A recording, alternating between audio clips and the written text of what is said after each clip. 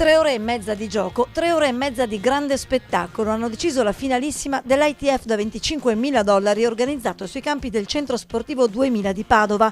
Torneo vinto dal francese Maxime Chazal, classe 93, numero 331 delle classifiche mondiali e quinta testa di serie del seeding.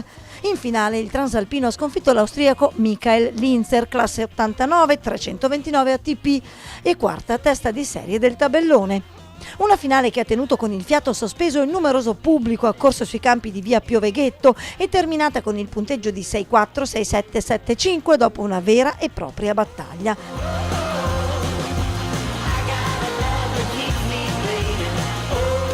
Nel primo set Chazal con accelerazione e rovescio ad una mano ha raggiunto le angolazioni più disparate, conquistando il break sul 5-4 e portando così a casa il set. Ma Linzer, che per tutta la durata del torneo ha abituato il pubblico pattavino ad imprese quasi impossibili, giocando più di 2 ore e mezza ogni match, ha conquistato il secondo set al tiebreak per 12-10 dopo aver annullato anche 2 match point all'avversario. Nell'ultimo parziale, dopo 3 ore intense di gioco, i due non hanno certo mollato e al contrario hanno continuato a dare spettacolo. Accelerazioni, scambi lunghi e profondi, cambi di ritmo con back e drop shot a fil di rete fino alla fine, quando a spuntarla è stato il francese che, annullato all'austriaco match point sul 5-4, ha conquistato il titolo.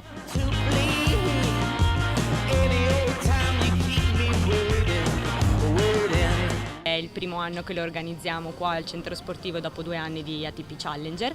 È un torneo molto, molto alto di livello, perché in tabellone avevamo come testa di serie numero 1 l'argentino Pedro Cachin, che è 283 ATP, e testa di serie numero 2 invece abbiamo Hernández Fernández dominicano, 299 ATP.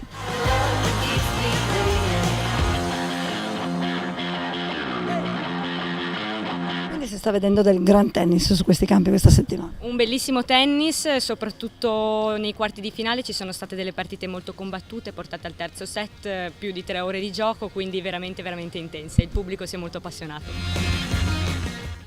La settimana di gare al CS 2000 ha permesso anche ai meno esperti di assistere a sfide di grande spessore che hanno visto scendere in campo talenti di livello. Per tutti gli appassionati, essendo poi l'ingresso gratuito, è una settimana di grande tennis e si può assistere a partite appunto di giocatori che sono professionisti e non solo giovani leve, come per esempio lo Junior Exempt che avevamo qua, Barrios Vera, che è stato numero 5 ITF Junior l'anno scorso, ma anche giovani che sono stati già forti, sono stati di altissimo livello, per esempio il portoghese Gil, numero 60 del mondo nel 2011, quindi veramente partite di altissimo livello e sono state tutte veramente molto belle.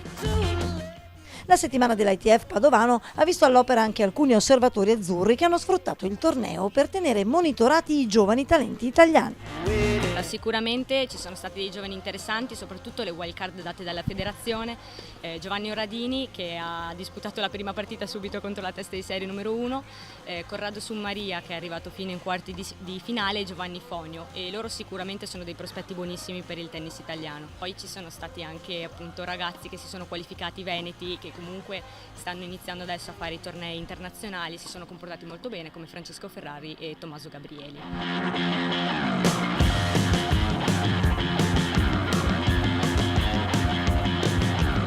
Il lavoro sicuramente è quello di cercare di creare una situazione per cui tutti i circoli possono arrivare a organizzare manifestazioni di questo livello e creando un movimento tennistico alla base, partendo dalle manifestazioni a squadre di primo livello fino ad arrivare alla Serie A, in modo che tutti gli appassionati possano aver modo di giocare a tennis.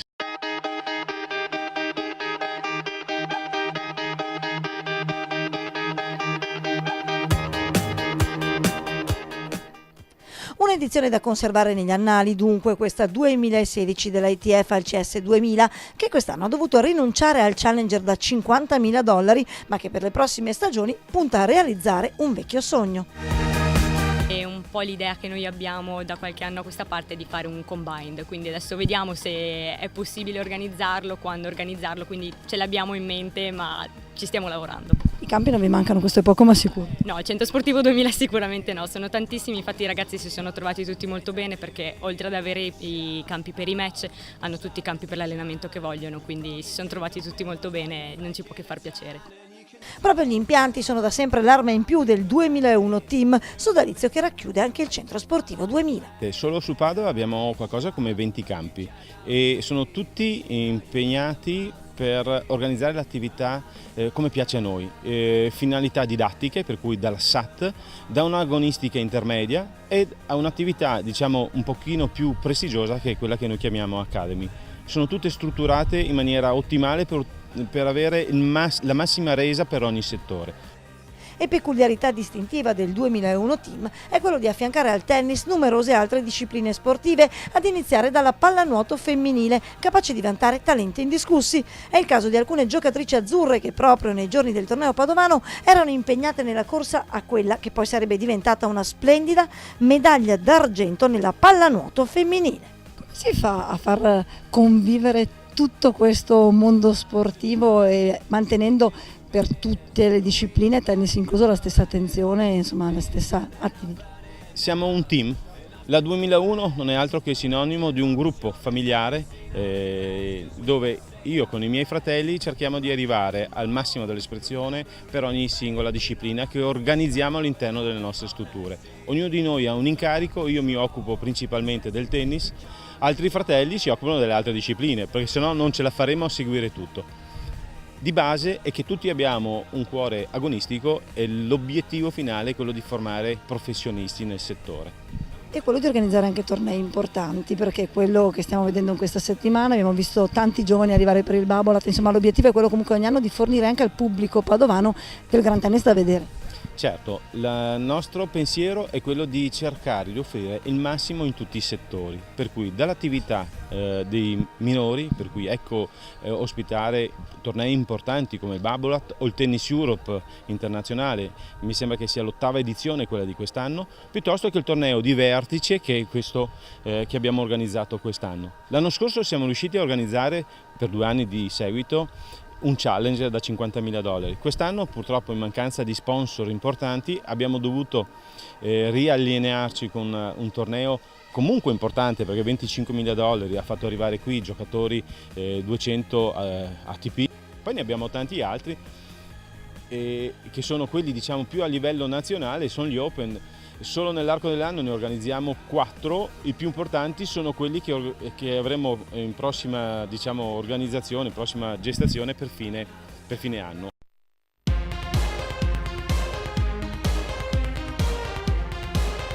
Organizzare competizioni di vertice e far crescere passo passo professionisti vincenti. Sono queste le 2 priorità del 2001 team, che proprio per creare futuri campioni ha investito sempre più nella propria Academy, affidata quest'anno alle cure del maestro Giampaolo Coppo.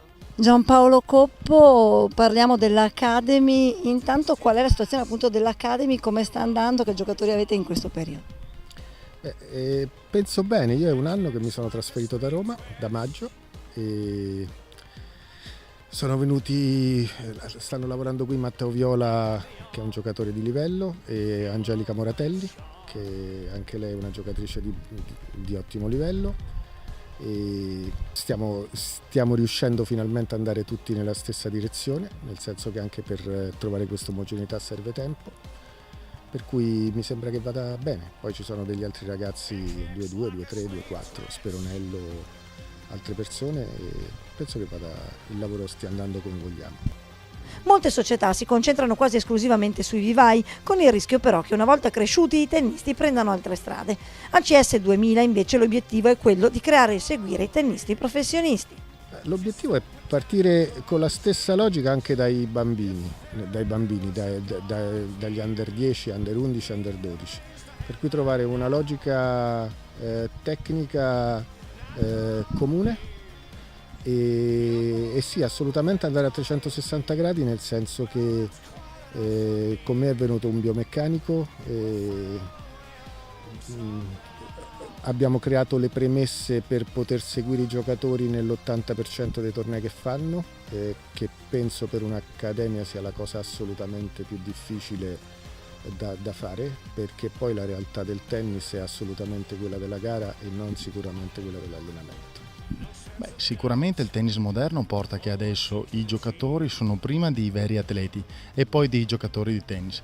Questo effettivamente comporta che magari il tennis è diventato molto più fisico blocco rispetto a un punto di vista tecnico. Le alternative sono i tecnici che stanno studiando sulla biomeccanica dei movimenti per arrivare a renderla ancora molto più affine, cercando di portare di nuovo il tennis a essere far la differenza dal punto di vista tecnico e non solo dal punto di vista fisico. Cosa consiglierebbe a un ragazzino? Lei parlava appunto dagli under 10, no? Affrontano questa avventura, che sogna di diventare un tennista oggi, con tutto quello che implica ovviamente questo. Insomma, oggi si parla di ormai scienza dello sport, non stiamo parlando, non ci si improvvisa più campione.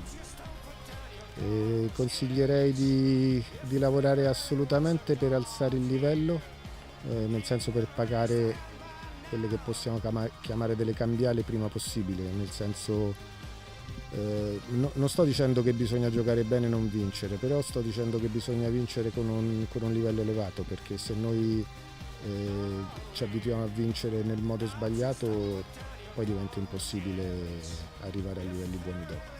Tra un allenamento e l'altro Giampaolo Coppo è riuscito anche a gustarsi alcune delle sfide andate in scena sui campi di via Pioveghetto. Ecco qual è l'opinione sul tennis visto durante la settimana dell'ITF Patavino. Il livello si sta alzando, anche infatti vediamo che ci sono dei giocatori che magari già vincono un 10.000 e poi vanno a vincere un Challenger. La differenza la fa tanto il modo di stare, tra virgolette, la testa, se la possiamo chiamare così. Quindi non si lavora più solo sulla tecnica, ma anche proprio sulla mente soprattutto dei ragazzi. Direi sulla persona, nel senso che quello che uno è fuori è anche dentro, assolutamente.